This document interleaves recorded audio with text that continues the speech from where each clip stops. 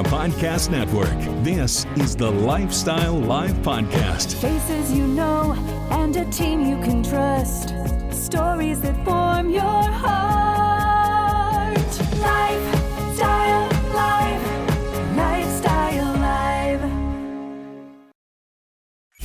Lifestyle Live. I wanted to talk with ghosts. Now, you may be able to connect with spirits from beyond the veil. You may remember paranormal investigator Amy Bruni from Kindred Spirits, or maybe from her time on Ghost Hunters, but now she's coming to Hobart, Indiana. Welcome to the show, Amy. How are you doing today? I am great. Thank you for having me. Look, I'm looking behind you, trying to see if you're just here by yourself or not. I don't know if you brought any of your ghosts.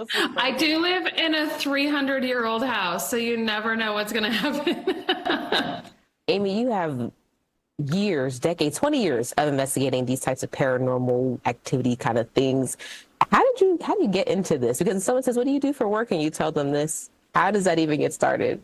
I usually lie when people ask me what I do for a living, but no, I lived in a haunted house when I was a kid. And so it just piqued this interest in me that never went away. So even like when I was, when I grew to adulthood, I was a project manager for a time, but still on like the weekends and in the evenings, I was crawling in, old haunted places looking for ghosts.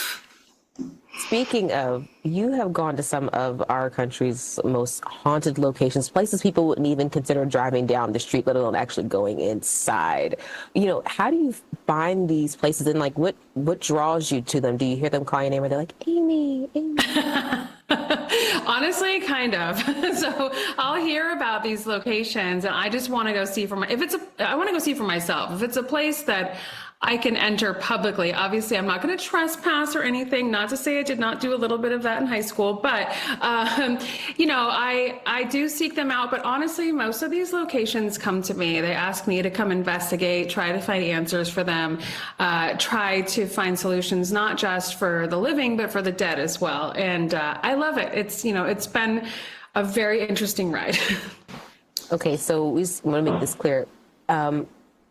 How do you actually talk to a ghost? We've all had like a thing happen where something like just randomly falls or something happens. We've all been like, is anybody else there? Like, no one said anything back to me when I did it, but how do you communicate with them? Well, I am not psychic, unfortunately, because my job would be a lot easier if I was. And so I use a lot of different types of equipment. I like to use digital voice recorders where I go in and I'll ask questions and hope for responses. I'll get EVPs back. An EVP is electronic voice phenomena. So the idea is that I'll ask a question in a room and then listen to that recording back and I'll hear a voice answering me, even though I might not have heard it in the moment. And so I have quite a collection of those. It's very interesting. That's my favorite type of evidence, but that's the main way. You mentioned something a little bit earlier about, the work that you do, not just helping the living, but also the dead too. You say that, you help people to really reclaim their lives, by getting those answers. So how does that type of process work, or how do you approach that process? So I am very big on research. So when I go into a location, one of the things with haunted locations is a lot of them are very steeped in legends and lore. And it's kind of my job to sift through a lot of that and figure out what's historically factual, and then hopefully use that while investigating a haunting, using that information during the investigation to hopefully get a response from these spirits and figure out who they are and why they are there, and then hopefully assist them in some way. So it can be a process. Sometimes I'm in a location for a few nights. Sometimes I'm investigating a place for months. Wow. And I guess you never know until you get there and see what's actually going on. No, that's it. Exactly. I take everyone at their word, but then also when I get there, I just kind of try to go in fresh and not, go in with any preconceived notions of what's going on there. Just try to figure it out on my own.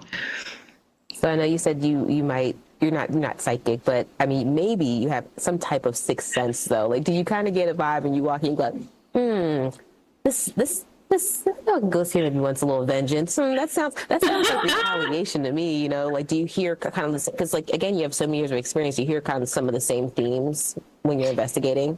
Absolutely. So the thing is, I've been in so many haunted places at this point, and I tell people this all the time, I've just learned there's a different feeling to a haunted location. Like, even if I'm not a psychic, it just feels heavier. It feels different, and so I'm aware of that in my day to day. When I walk into places, I'll walk into like a library or a school or something, and I'm like, oh, there's a ghost here. It's like, I can feel it, not in a psychic sense. I can just feel it in an energetic way. And I think a lot of us can, I think some of us just kind of, we get that kind of hair on the back of our necks feeling, hair standing up on the back of our necks feeling, and we ignore it. But then there's others of us who are like, oh, that means something. And I really think you should trust your gut in almost every situation. So I agree.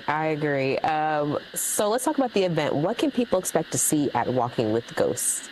So this is a tour I do nationwide every year, and it's basically I dive into some of my favorite haunted locations that I've actually investigated, and I tell the stories behind it, and then I also kind of go into the evidence. I show people evidence, I play EVPs for people, I bring a collection of like haunted objects and artifacts that people can kind of view before and after the show, and so it's very in-depth, and then the last half hour is just a roundtable discussion where we all talk about ghosts together. And so it's super interactive.